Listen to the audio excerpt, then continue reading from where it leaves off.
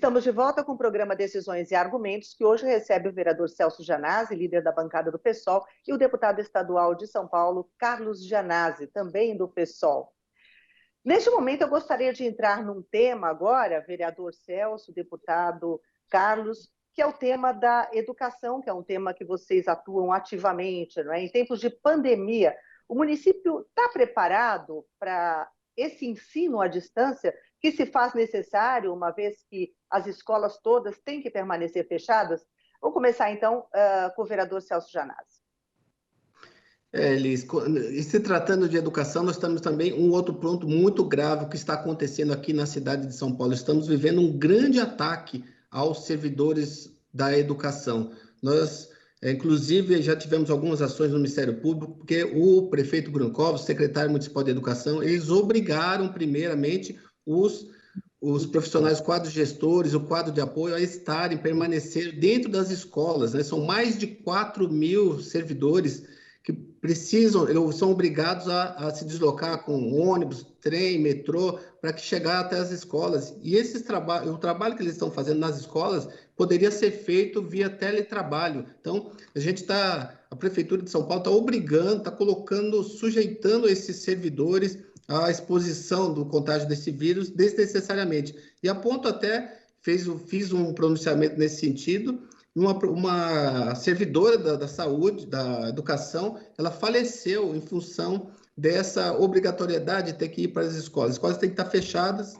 As escolas, a gente sabe, que já comentou aqui, existe uma grande desigualdade social. A periferia da cidade de São Paulo não tem acesso aos meios tecnológicos, computador, rede, banda larga, para ter o ensino EAD. Nesse momento, é preciso que a educação acolha as pessoas, dialogue de alguma forma com os estudantes, mas não implementar o EAD, que isso aí é um atraso, né? Um retrocesso muito grande na área da educação. E o deputado Carlos Janazzi, ele pode até falar também nos aspectos depois da Assembleia Legislativa, mas aqui na cidade de São Paulo, o prefeito Bruno Covas está atacando a educação,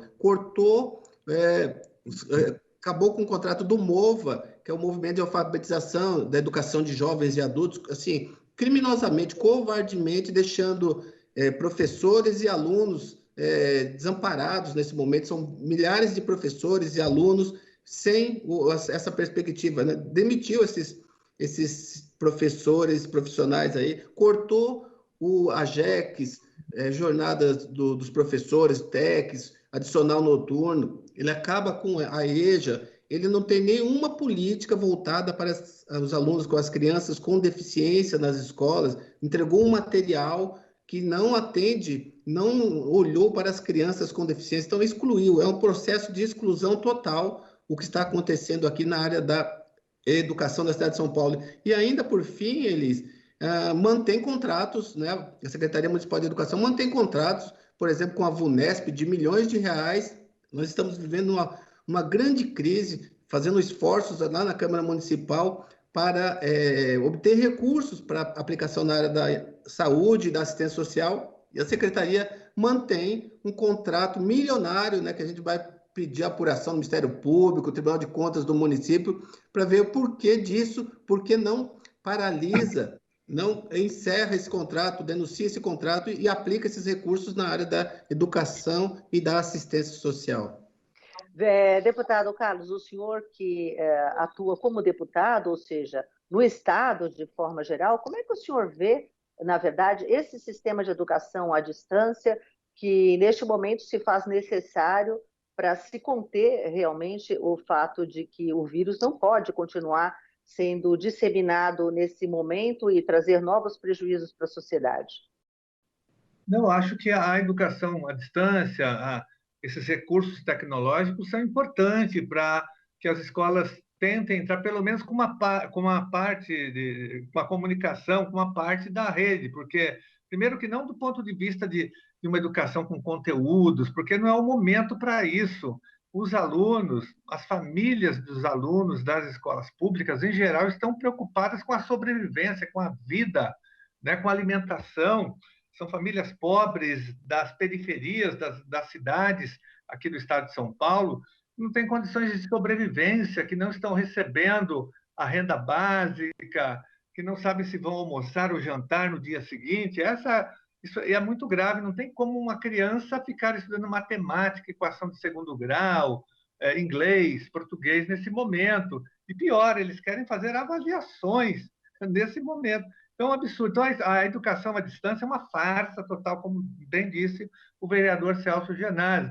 Até porque uma boa parte das nossas crianças não tem acesso aos computadores, à internet, à banda larga, aos aplicativos, né, para que eles possam se comunicar. Então, nós não defendemos esse tipo de educação à distância. Educação à distância é uma outra coisa. Tem que ter projeto, não dá para improvisar, né, um projeto em cima da hora, sem debate, né, sem organização nenhuma. Então, os governos tentam apresentar aí para a população uma proposta muito mais marqueteira e eleitoreira do que um projeto educacional, que não é possível nesse momento. Mas é possível, sim, que as escolas entrem em contato com os alunos, que as escolas sejam solidárias e não abandonem os alunos nem as famílias, orientando, por exemplo, como que a família faz para ter acesso à renda básica, essa da Caixa Econômica Federal, né?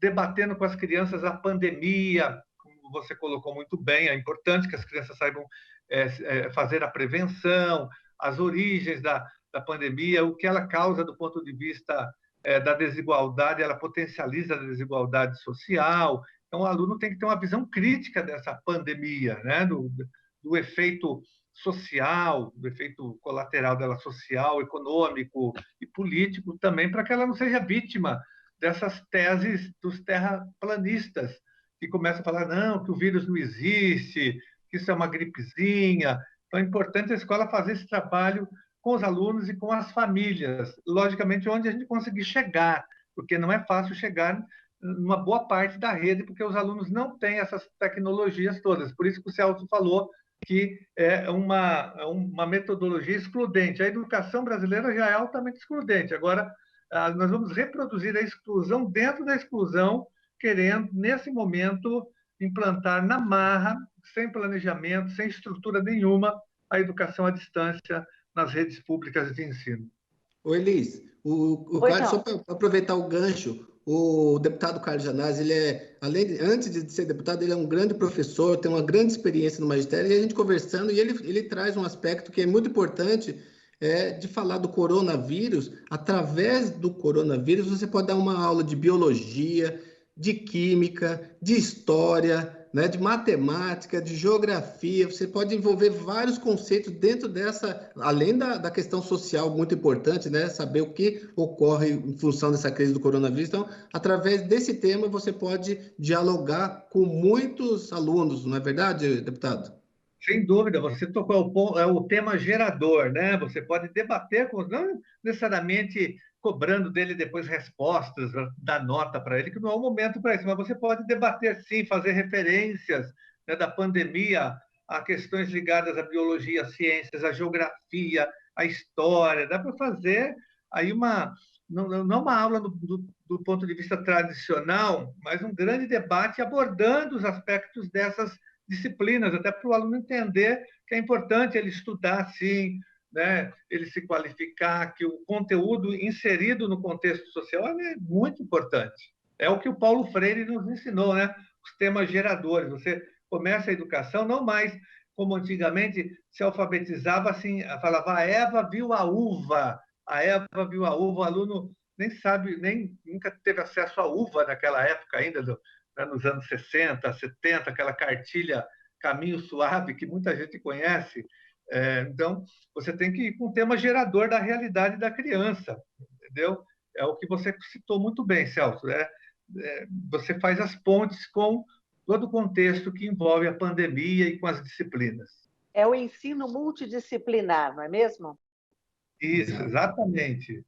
Eu queria aproveitar a presença dos dois nesse nosso Decisões e Argumentos para que falassem um pouquinho sobre o Observatório do Coronavírus, que é uma iniciativa tanto do deputado Carlos Gianazzi como do vereador Celso Gianazzi.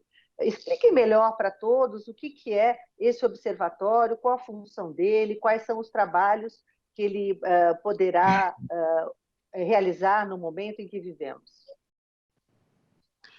Ô, Elis, a ideia do do Observatório do Coronavírus nasceu desse diálogo com todos os servidores aqui, tanto da área da educação, como da área da saúde, como da área da assistência social, e a gente tem dialogado muito com eles, e assim, as denúncias, as reclamações, as queixas são infinitas, né? Então, o que nós tentamos fazer com isso é, através do conselho, dialogar, colher, né, essas informações, essas denúncias, e daí dessas denúncias, desses ataques que estão sofrendo aí a população de São Paulo, a gente fazer os encaminhamentos, né? Cobrar providências, fazer os encaminhamentos do Ministério Público, cobrar do prefeito, cobrar a nível do governador, para que a população possa, de fato, estar protegida. A população de São Paulo, ela precisa dessa proteção do Estado nesse momento. É importantíssimo que o Estado esteja operante, não fazendo ataques, né? Ataques, a retirada de direitos, potencializando e aprofundando as desigualdades sociais. Então, ele nasce essencialmente disso, das denúncias, né, dos nossos munícipes, em especial dos servidores públicos que estão na linha de frente lá no atendimento às políticas, tanto na área da saúde, da educação e da assistência social. E também gostaria que o senhor comentasse um pouco, deputado, já que o senhor faz parte também desse observatório. Olha, um observatório muito importante foi uma ideia, na verdade, do mandato do vereador Celso Janazzi. Aí nós entramos em parceria com ele. Esse observatório ele tem, por exemplo, um memorial das pessoas mortas durante a pandemia. Nós estamos colocando o nome dessas pessoas, porque é importante mostrar que a pessoa que morreu vítima da Covid-19, ela tem uma história, ela tem um nome, ela tem uma família, ela tinha sonhos. Normalmente na nossa área que nós atuamos, tem muitos professores, servidores públicos, né, que trabalhavam na saúde, na segurança, na educação. Então, nós queremos dar o rosto para mostrar que essa pessoa tem uma história, tem uma família, né, que ela é humana, porque a mídia divulga os números de uma forma muito fria, mas não dá nome a essas pessoas. É importante que essas pessoas apareçam, acho que isso também ajuda a conscientizar a população. Você fala, morreram 7.000 pessoas, né? É forte isso, mas olha, morreram, quem são essas pessoas? Aí você começa a dar nomes, acho que a imprensa tinha que fazer isso, mas nós estamos fazendo com o nosso movimento aqui, que tem também, nesse conselho, no observatório, desculpa, que tem o conselho é outra coisa. O observatório ele tem um memorial, então o memorial é importante. Temos também um abaixo-assinado, nós temos vários projetos de lei que foram apresentados nessa área especificamente, indicações, representações no Ministério Público Estadual, são várias ações, né? Tem um site, inclusive, que as pessoas podem entrar no Observatório do Coronavírus. Só entrar na nossa página que você tem acesso a esse site. E lá tem várias ações, projetos, indicações, memorial, abaixo-assinado, e as pessoas podem participar ativamente desse observatório. Muito bem, nós vamos agora para mais um rápido intervalo. Daqui a pouquinho o programa Decisões e Argumentos retorna com as presenças hoje do vereador Celso Janazzi, líder da bancada do PSOL, e o deputado estadual Carlos Janazzi, também do PSOL. Vamos falar um pouquinho sobre economia, sobre recessão, desemprego e isolamento social na periferia. Voltamos já.